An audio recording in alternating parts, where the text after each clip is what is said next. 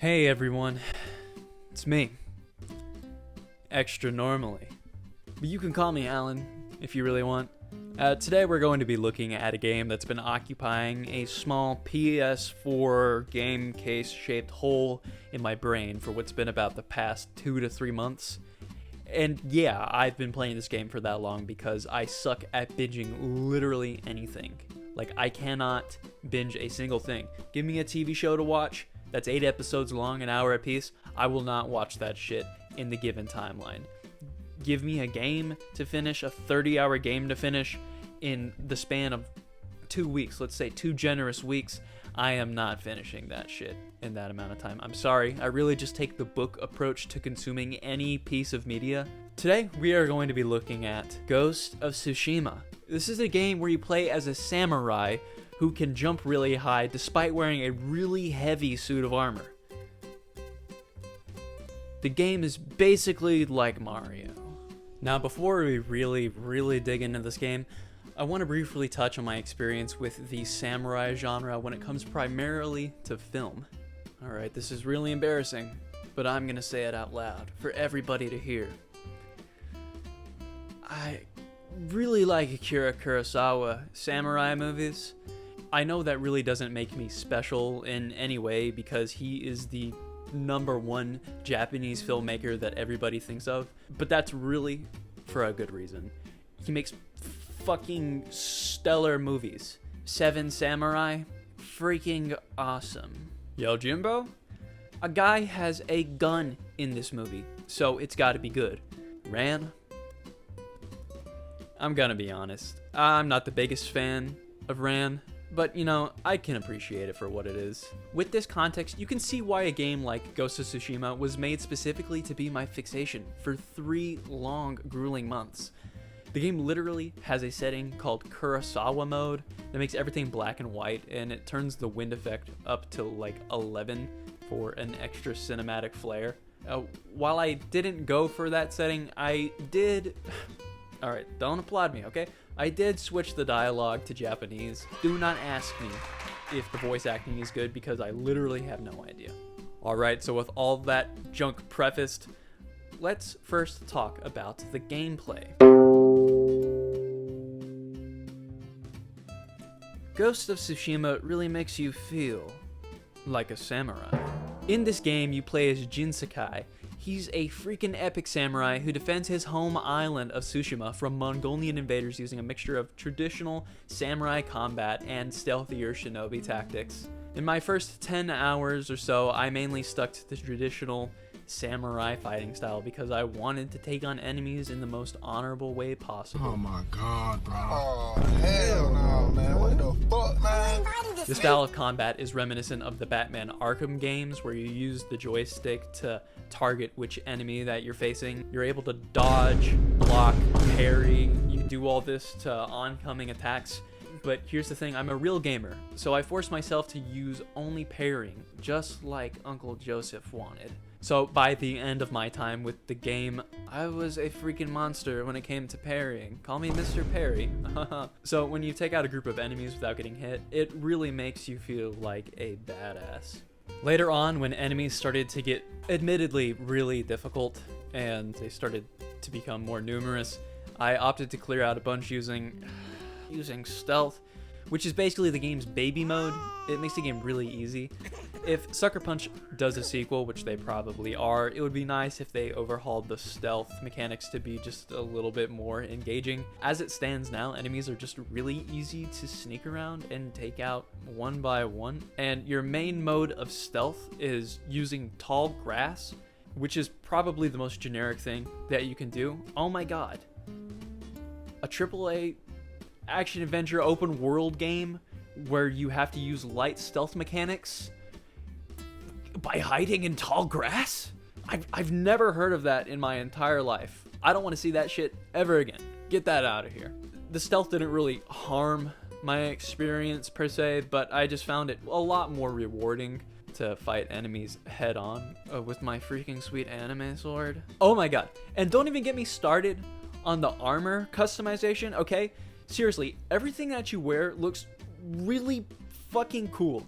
no matter what the situation was, I was always changing my armor to match whatever context I was in, just so I would be the coolest, most badass motherfucker in all of Tsushima. All of the armor sets just look amazing, and you can customize their color and whatever that you want. I mean, dude, seriously, probably one of the best things about the game. Another standout thing that Ghost of Tsushima does often is it puts you in these cinematic one-on-one duels.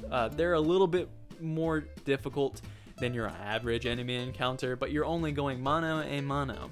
And there are a decent handful of these. I don't think I did all of them. I tried to do all the ones that I could find, and they never really got old for me. The moments leading up to a fight where you and your opponent are eyeing each other up, and you got your swords off to your side, and you finally pop your sword out and you begin fighting.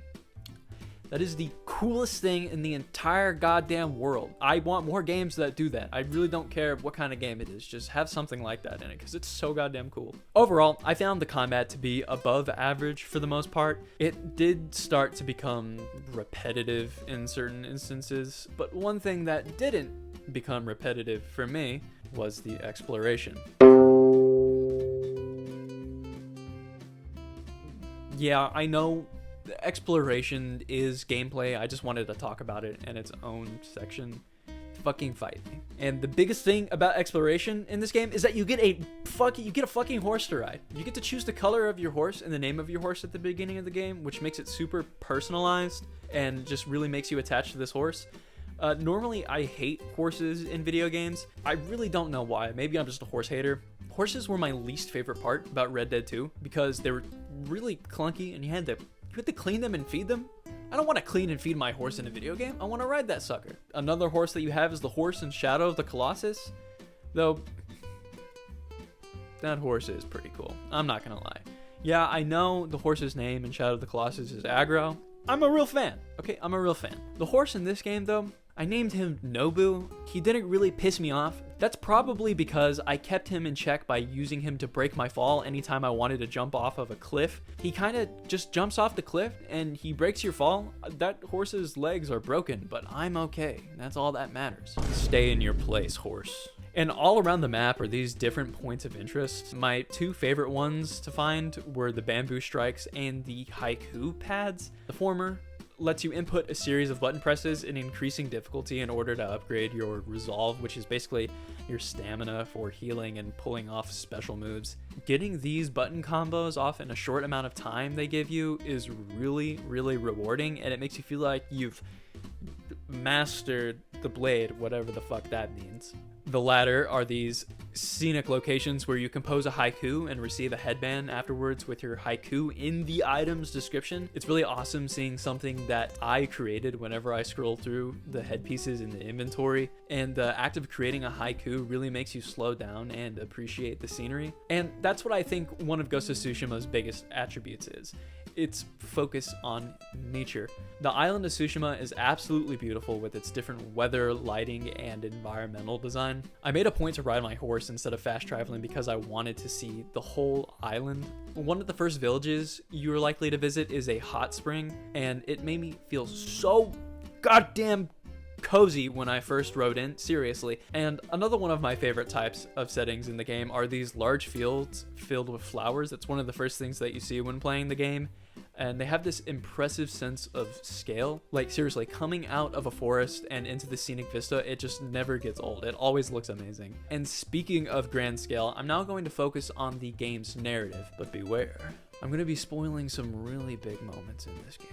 So go to the time code right here if you don't want to be spoiled for that shit. If you do not want to hear that, go to this time code. I'm going to be spoiling the end of the game. Oh my god! Ghost of Tsushima has some really standout writing in its main questline. As I said before, you're playing as Jin Sakai during this period in history where the more traditional means of combat are becoming more and more ineffective against these Mongolian invaders, and that's where the game's central conflict comes into play. You see, Jin grapples with maintaining his sense of honor while he uses his stealthy capabilities to dispatch enemies. This puts Jin in direct opposition with his uncle, Lord Shimura, who strictly upholds the samurai code of honor. While playing through the main story, it was this character dynamic that kept me intrigued all the way through. You really do grow to love Shimura as your father, even though he is your uncle, but he is like your father because your father has died. And your interactions with him through flashbacks and in person really help strengthen that bond. But you also notice that throughout the game, there is this tension there that is caused by their two different worldviews when it comes to honor and cowardice. So by the end of the game, when Jin defeats Koten Khan by driving a sword through his fucking chest, and Koten Khan, he's the game's overarching villain. But after that, and I love this, you do the game's overarching villain, and then you have to deal with the more emotional center of the story, and you have to resolve the conflict with your uncle. And this is an amazing way to end the game. It is absolutely beautiful. Starting that final mission when you and your uncle meeting at Jin's old home, it's really peaceful as you make your way through the homestead. But when you arrive to that ring, and everybody knows this that's played the game, when you get to that ring that's underneath the tree that's covered half and half with red and white leaves, you just know instantly what the game is trying to communicate. It's that Jin and Lord Shimura, their worldviews are in direct opposition to each other, and there is no compromise. There is no mixing of ideals. And this fight is the best part of Ghost of Tsushima because of its emotional weight.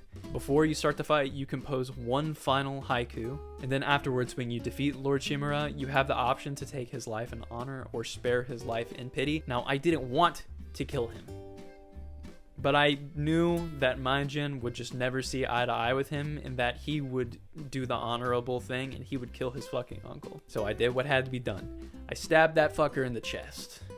And like Jin, I cried like a little bitch. Damn. You know, I heard this game had a really good ending, but this just blew my little baby mind. It blew all of my expectations out of the water. Every beat of this final mission was just so emotional and thematically important that I really have to give major props to the writers for giving the narrative so much emotional weight. Now, as I said earlier, there's the main quest line, and then there's other shorter strings of quests with select characters. The most prominent ones are with Sensei Ishikawa, Masako, and Norio. Sensei Ishikawa's questline is my favorite of the three. I enjoyed his relationship with his old apprentice Tomoe, who you're going up against. Of the side quests, I found Ishikawa's to have the most compelling missions and the best conclusion, you know, the best of everything. And then you have Masako. Her questline, it's alright. It's a revenge tale that ends in a really compelling way, honestly, but I do find that some of the missions towards the middle half really don't add much to the story. So when that conclusion finally comes around, it just feels kind of rushed and feels like that there could have been more weight put behind that. And then we have Norio. He is a warrior monk who's defending his monastery from Mongols after the death of his brother. He is the least interesting character of these three in my opinion, and if you don't agree with me, then fight me, I guess. I don't know what to tell you. The conclusion takes a really dark turn, which I thought was pretty cool, but just the road getting there, it was a little dumb. Alright, and now we're starting to get into the territory where I started to have some issues with the game. As I mentioned before, the game's combat, while fun and challenging, it started to get stale after a while. More specifically, the combat became stale because of the side quests. This is mainly because most of them follow the formula of talk to an NPC, walk 200 meters, and fight a group of enemies. It does this so many times. There are some missions that break from this, of course, but I really did find it too tedious after a while to do everything that I came across, so I ended up skipping a lot of those side missions. Another thing I didn't enjoy a lot of the time was the parkour elements. Climbing on rocks felt as engaging as watching a bowl of oatmeal puff up in the microwave. Once I got the grappling hook, I thought it would make the climbing more interesting, or at the very least, let you go through it a little quicker. Spoiler, it doesn't. This isn't something that severely detracted from my experience, since I avoided climbing wherever I could, unless it was to get on like a roof or something, or to get to a shrine. It just annoys me that almost every major AAA game in the past 5 to 10 years has to have this uncharted climbing mechanic. If you could really call it a mechanic, it's really not that interesting. Yeah, it makes sense that Jin would jump from rooftop to rooftop while acting as the ghost while being a fucking ninja, but he sure as hell would not be climbing goddamn mountains wearing a full set of fucking samurai armor, okay? He would not do that. Not the Jin that I know, alright? What the fuck? Finally, and this is a very minor gripe, many of the character interactions feel bland because of the admittedly limited facial animations. Now, they try and counteract this by pulling the camera back really far and switching up the angles here and there, but I saw through that shit. Alright, I saw through the facade. Now, this isn't an issue with the big narrative beats in the main quest, which feel like they had a lot more time put into them, but in those smaller moments, it would be really hard to tell what emotion a character was feeling if not for the voice acting. Alright, I don't really want to give this a numerical rating. I'm not IGN, okay? I don't give numerical ratings because I'm not a multimedia corporation that has $1 trillion. I'm not going to give this an 8, okay? I'm not going to give this an 8 out of 10. But what I am is a dude who spent a billion trillion hours playing this game over the course of 3 months because it was fun. Okay, Ghost of Tsushima lets you play out that samurai fantasy in a way that no other game has done to this date. So, if you're at a game store or you're at a GameStop, I don't know who the hell shops at a GameStop anymore, if you see Ghost of Tsushima there on sale for $10, pick it up and just try it out because you might play one of the best games that you've played in a long time. Alright everybody, if you have enjoyed this video, please leave me a like on the video. And then, after you're done leaving a like on the video, I want you to leave a goddamn comment telling me if you've played Ghost of Tsushima. And then afterwards, put your phone down and go outside. Alright everybody, this has been Extra Normally. I'll see you later.